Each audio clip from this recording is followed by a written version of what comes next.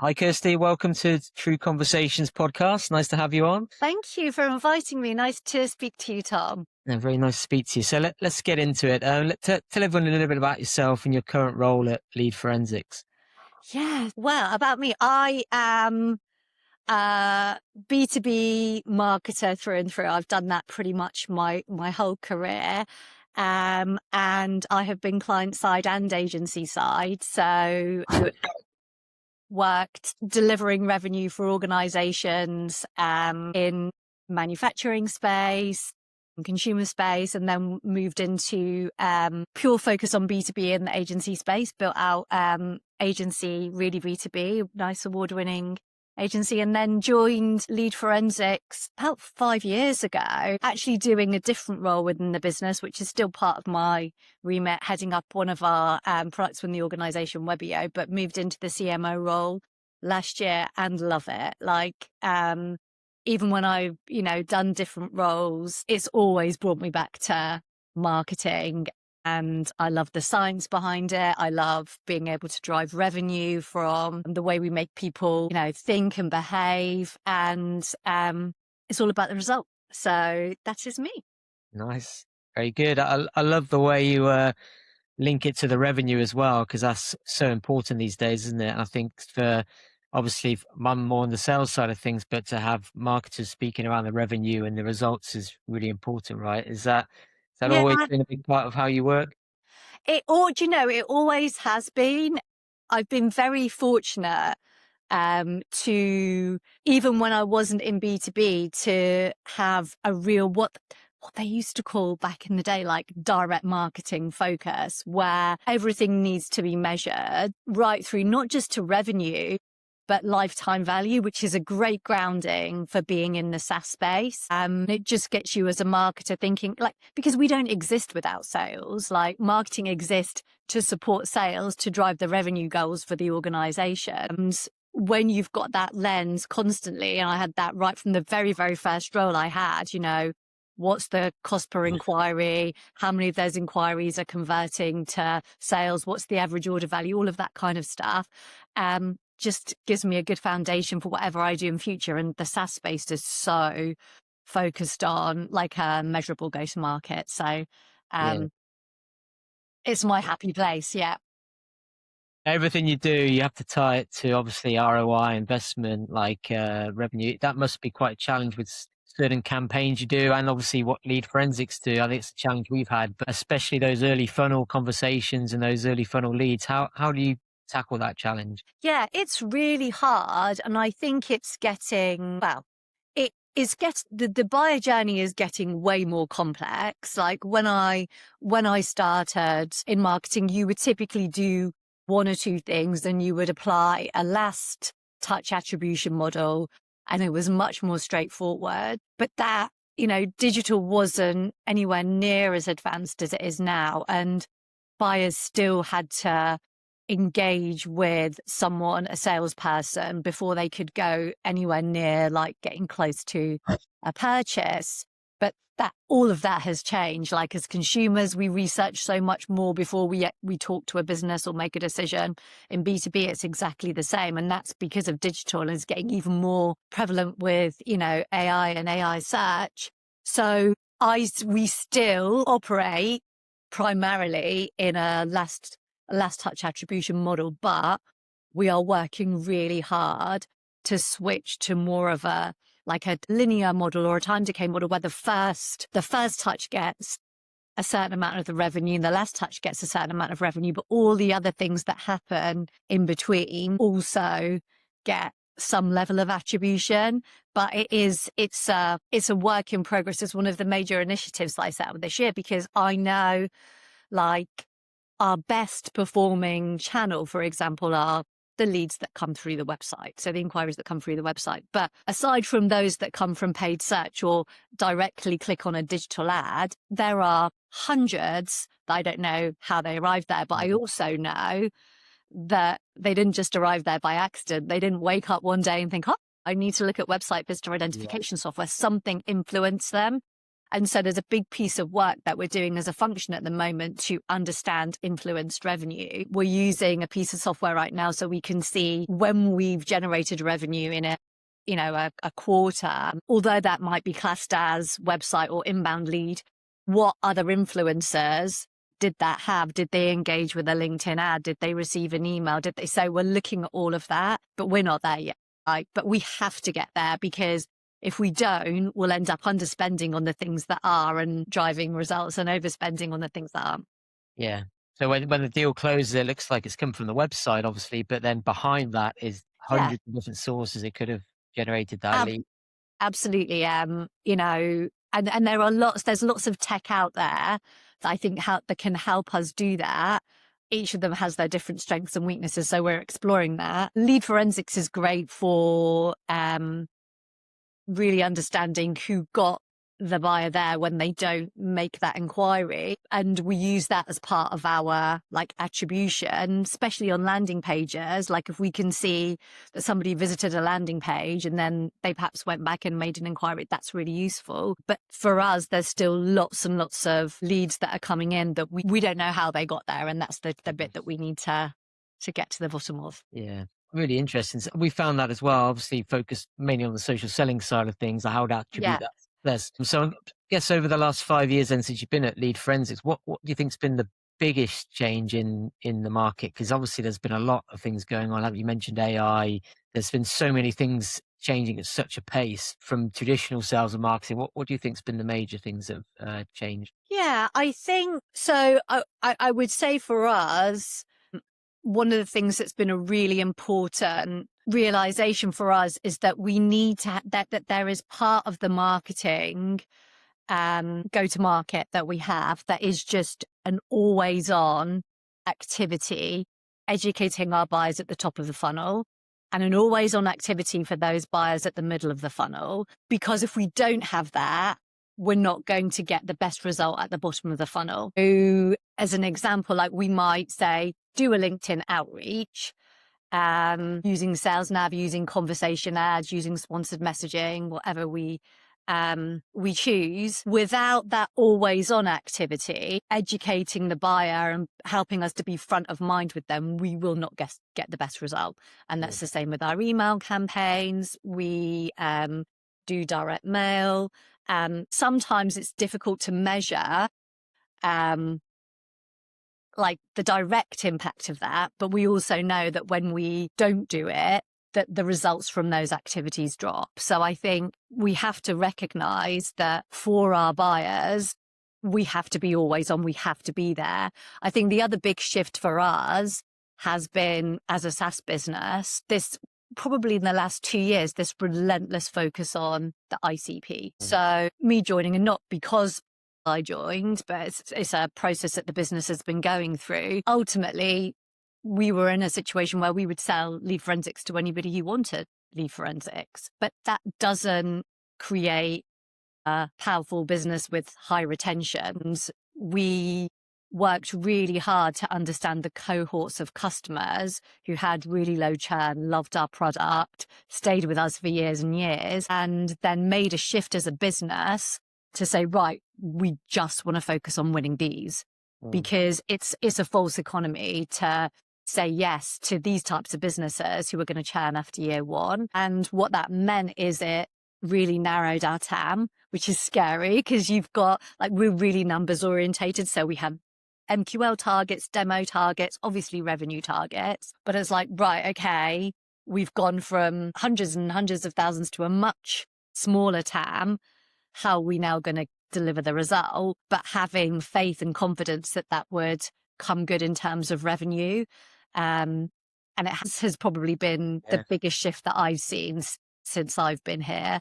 When we were doing it, I always said it's going to be a painful process. It's not without, you can't create a smaller TAM and expect everything to be the same. It's much more difficult. But if you're patient, that will drive more revenue for you, even right through to better conversions up front, because your messaging is really tailored to that ICP, right through to the most important thing, which is the long-term retention revenue. Yeah, it's a very scary process, and we've been through the same, because when you first start, you obviously sign up any client you can and think it'll work for them, but you realize that even to the extent that some of them do produce you good revenue, but they're still not the right fit, and you have to let Yeah. them grow, right? So would you recommend anyone, we talk a little about lead forensics while we're on the subject, in terms of, you're tracking website traffic and then, utilizing that. Would you recommend there's a piece of work to do before that in terms of your ICP then, to make sure that you're getting the right people to the website Yes. before you start tracking? Yeah. It makes everything like it doesn't make everything so much easier at the start because you're reducing your audience. But if you want revenue and long-term revenue, yeah, like do that piece of work. And we were really fortunate that when we did it, we had alignment with CS, sales and marketing. So all of the insight was brought together from the different functions. And then that decision was made, like, this is what good looks like. This is the criteria that we need to meet. These are the right segments for us to go after. And we all got behind it. And we were really easily able to say to our teams as well, like, okay, this opportunity here, while it might bring us revenue today, is worth this to the business long term. And this opportunity here is worth this to the business long term. So this is why we need more of those. And then everyone gets behind really understanding that type of buyer as well, and creating messaging for that type of buyer. But I suppose that's one of the fortunate things with digital now, is that, yes, we know our ICP, so we can choose to just focus on targeting them with like firmographic data. You know, just the businesses that we know we're going to have a lot of success with. So that's been a benefit. Whereas previously that might have been difficult. It would have been possible with, things like email, but not in the wider digital space. Yeah, really interesting. So what would be the first steps to start doing that and building that out in terms of your ICP then? Would it be sort of looking at ex-customers and Yeah, uh, exactly that. So if you're a organization, it's looking at your customer base and going, where are we getting the lowest churn? Where are the customers that absolutely love us, that stay year after year after year? Okay, let's pull those together. Now, what are the characteristics of those customers? And it can be as simple as firmographics, so size of business, location of business, industry obviously is a really important part. It can be down to who makes the decision within that business and who's involved as part of that initial buying unit. And then the other part of it is then who is involved at the onboarding stage. So you're really like there's so much to just get right at the beginning that makes it so much easier to generate the opportunities. But yeah, it's like once you know who they are, you study them. You sit down with sales and you go, right, tell me about these buyers. Like, what are their challenges? What keeps them awake at night? How would they use our product differently to a standard customer? Like, how can we feed into that with their messaging?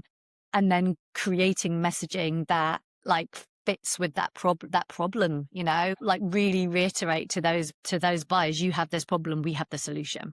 and I think it also goes down to the team that work with us, in terms of it's not necessarily the volume of people going to your site, it's the right people at the right time, and then you target them. And I think that's the real value you guys bring in terms of Yeah. identifying that, because sometimes the traditional, from when I was in sales 10 years ago, it's all about volume, volume, volume.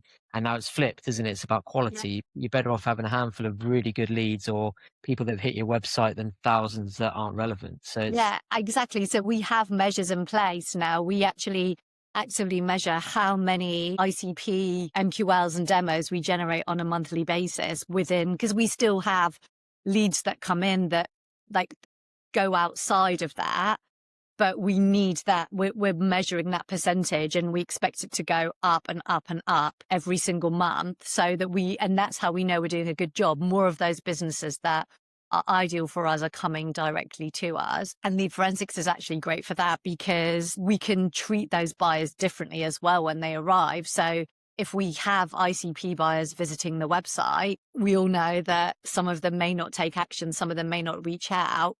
We're able to put them into a really nice journey with a combination of marketing outreach and that SDR function to convert them, because we know so much about them. So as well as the ones that, are coming through and requesting a demo, we've got all of those other ones to work with because we can see who they are.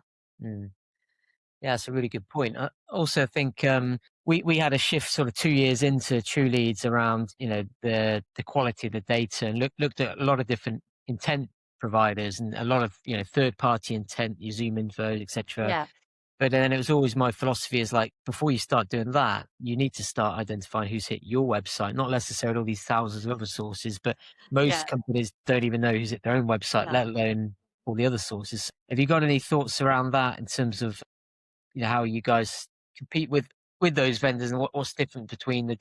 Yeah, definitely. I mean, there's what's great is we have all of these signals. But yeah, there's 100% different levels of intent. And, our CEO uses this term, which always makes me smile. He says, you you need to eat what's on your plate first, right? Yeah. Before you go and get the chocolate bar or the dessert Mm. and, or pay for another course. You have already, that's what's the crazy part of it. You have already been successful in driving these opportunities. They are there, especially in the age of AI search. If they're there, they're there because they're hot and they're Yeah. keen. And so do not waste time driving more until you've worked those and uncovered those opportunities. I would say, your website visitors are probably your hottest layer of intent. And then you've got the intent signals you might see with your digital advertising. So, it's great with LinkedIn, with some of the ad platforms that we work with, that we can easily see the businesses who are engaging with our ads, and then think about how we might be able to that engagement and that signal to start a conversation. So obviously, you taking LinkedIn as an example and seeing who's engaged with our ads, who the decision makers are within that business, because we've built out a really high quality prospect base. If we can see that business is actively engaging with our ads, with our thought leadership posts, then we can trigger a workflow to start a conversation with them via email or via LinkedIn. So that, we might say, we've got this great piece of content we thought you might be interested in, or we just open the door. We don't go in there going, but we use that signal to start a conversation. Yeah. And I would say that's the second warmest level of intent, because they're still engaging with you and your brand. They're just not on your doorstep yet. Yeah. And then right at the top, there is the intent engagement that some of the big providers deliver, where they'll, work with B2B publishers, and they'll tell you certain businesses are surging on buying CRM software or whatever it might be. I think that has a value, but I don't think that needs a lot of work. Yeah. Because I've got an anecdote where we had a client, this is back in my agency days, when they noticed a particular organization surging really, really heavily on their products. And it was actually a huge university that was surging. And they were like, oh, we need to take action, right? We need to pass this to sales, we need to do this, we need to do that. And actually it turned out that there was a big faculty within the uni studying Right. their solution and what they offered. So it was well, so you've got to do, if they're right up there engaging, you really need to understand why and what that means, because it could mean all sorts of different things before you pass that through to sales. So I think for a marketer, it can be a blessing and a curse, because obviously it's better than cold data, but you cannot underestimate the amount of work that is required to educate that. And if you're just doing email activity, potentially you're not going to get the cut through. I would always start with your low hanging fruit, like what's already there, and Yeah. then work towards the other stuff. 100%. As you mentioned, the AI is going to come up in the conversation, but how, a lot of people now, including myself, using AI to do your research, but obviously that's going to be looking at websites more. So I'm guessing it is more of an opportunity for you now because people are going to be increasing web traffic to your websites. It's more Yeah. important than ever to have that right, have your landing pages sorted, have your website optimized to Yeah, capture that, I assume. absolutely. Because it's just, for us, there's two sides to it. For us as marketers, it's just another way for us to make sure that we're front of our prospects' mind when they search for solutions around or have questions around what we offer, and whether that be directly in an LLM or in the AI answer engines. Like, we just need to really hone our craft as far as search is concerned to make sure it's AI optimized. I think that presents an opportunity though, because when they do get to our site, if we've done our job right, because they'll get all of the information has to come from somewhere. So we can be a voice as part of that, and we can make sure that our voice on, YouTube and Reddit and, all of those other channels is really powerful. When they get to our website, they will be ready, but they also might be ready on someone else's website to get a demo, because they'll still probably go to maybe they won't go to 6 or 7 vendors, maybe they'll go to 2. You want to make sure that you're in there first. So that's where lead forensics becomes even more important, because you are on a shorter shortlist. Yeah. And the business who connects first is, like, what do they say, 70% more likely to close the deal. It's crazy, isn't it? Because if in the B2C environment, if you, for example, went on to, research solar panels or something, you'd automatically get some ads on LinkedIn, on social media, and then don't really think much of that. But in the B2B space, it seems that like it's a bit intrusive, like that you might suddenly look at a website and then suddenly get a LinkedIn message or an email. You find that the case? Or I think it all depends how you approach it, doesn't it? I mean, certainly if you would say, if you took the approach, I see you've been on our website, like, then maybe. But no, aside from that, it's like, well, I'm hot. I'm on this journey. So I just see it as like, reaching out to help to accelerate their process for them. However we do that. So, because they're showing they're on the journey, and this is just proactive conversion. we're here to help, and that leads into the questions around, in terms of, you're focused on revenue, obviously, from the marketing side, but what are your thoughts on the current market in terms of outbound and lead generation, etc.? Do you think it has changed that much, or do you still think that the traditional methods of picking up the phone and speaking to people are still working? Yeah. So I think it has changed in, like, what people might call like a digital SDR approach. So I think there's a lot of businesses, maybe the more advanced ones, using AI to start conversations with customers. But the reality is that if it is like if you're following up on a signal, and there's it's an outbound opportunity, you will not get the full conversion without that SDR role and that human. I think it's just accelerated by AI and the ability to outreach really quickly, and all the research that we can do very, very fast. But the human side of it, in terms of having a conversation once it gets to a demo request, I think will always be in place. I can't see us ever getting to a point.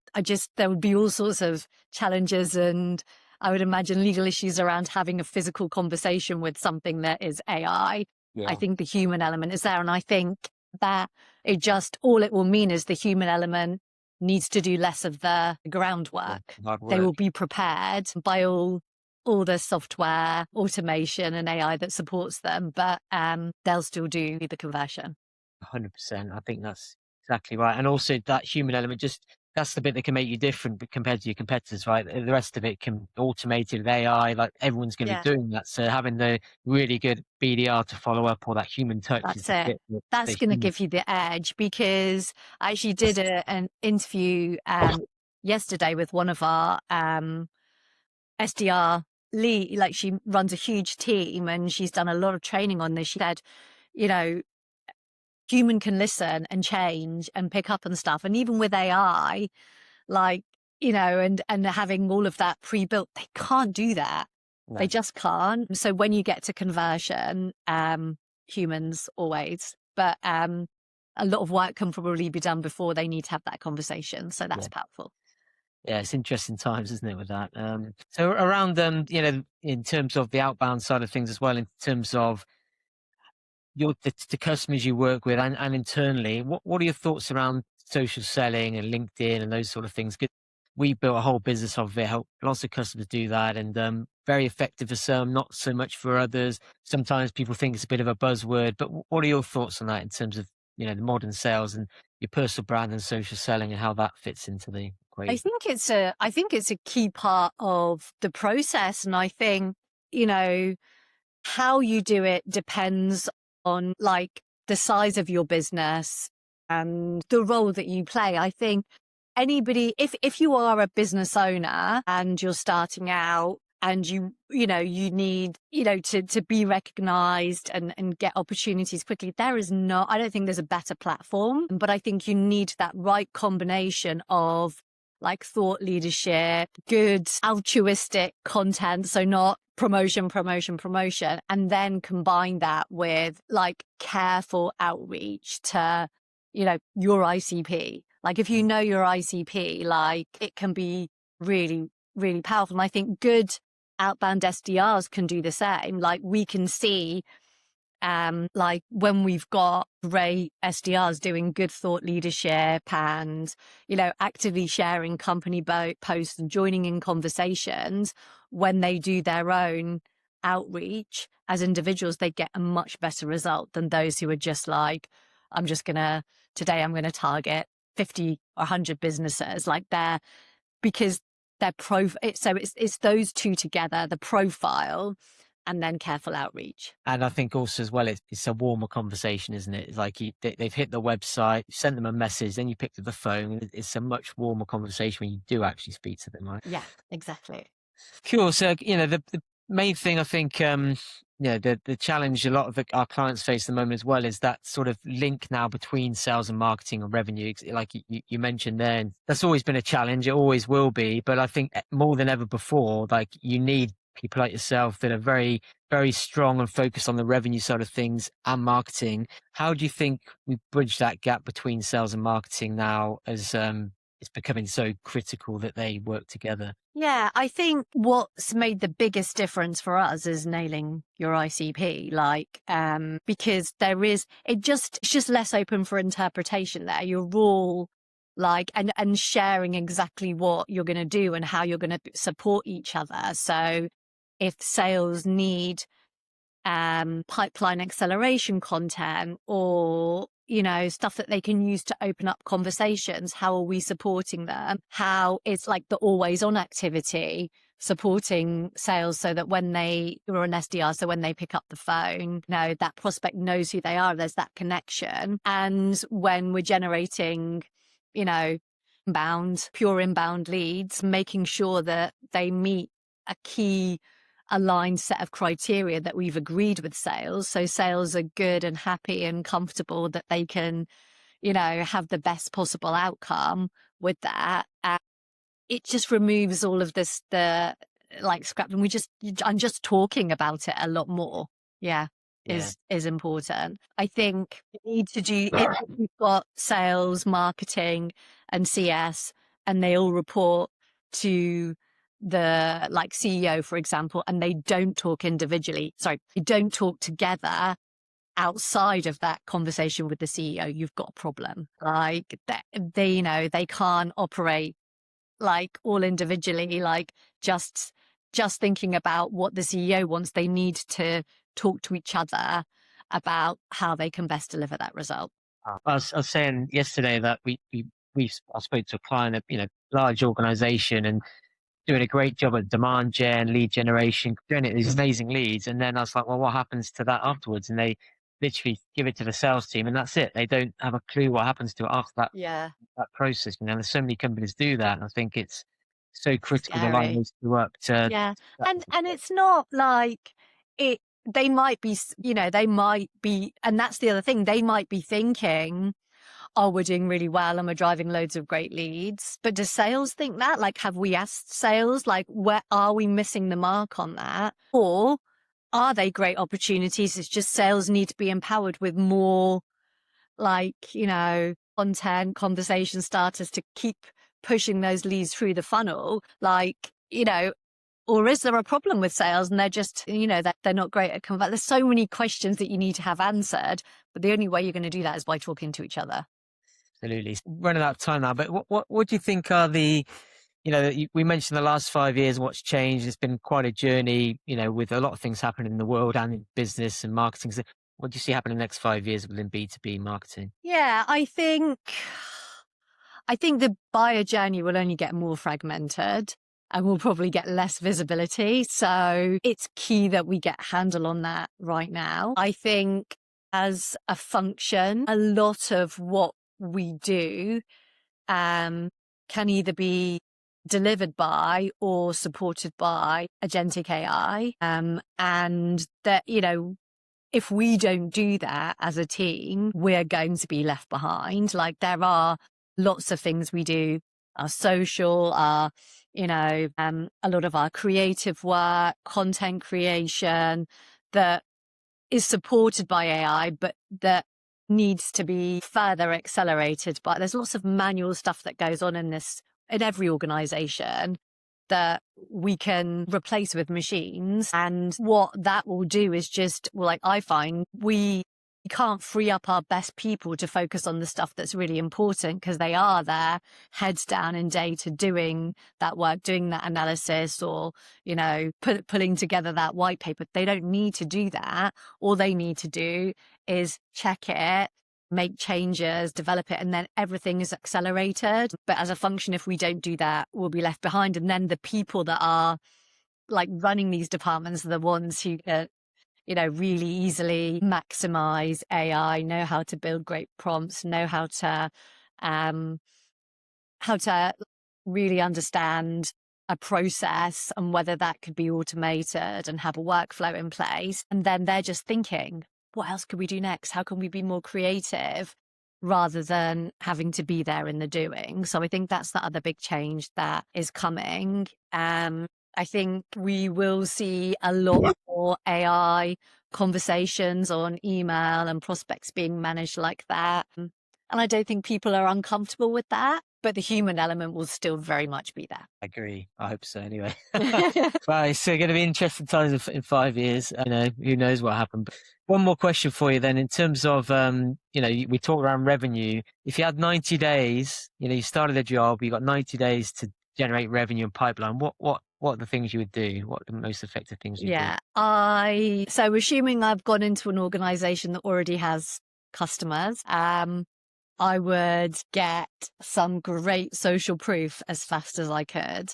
I would be getting as many customer interviews and videos and really authentic insight about our customers. I would really understand who our ICP was and make sure that all of that authentic social proof was with our ICP type customers. And then I would probably use a channel like LinkedIn to share that just with that audience, to start to build awareness and create some buzz. And I would do that socially through my channel as well. But I do think, and I would use YouTube, video, and my best customers who cannot do, who could do the best possible job of selling what we do to future customers who look exactly like them, and get as much out there as possible.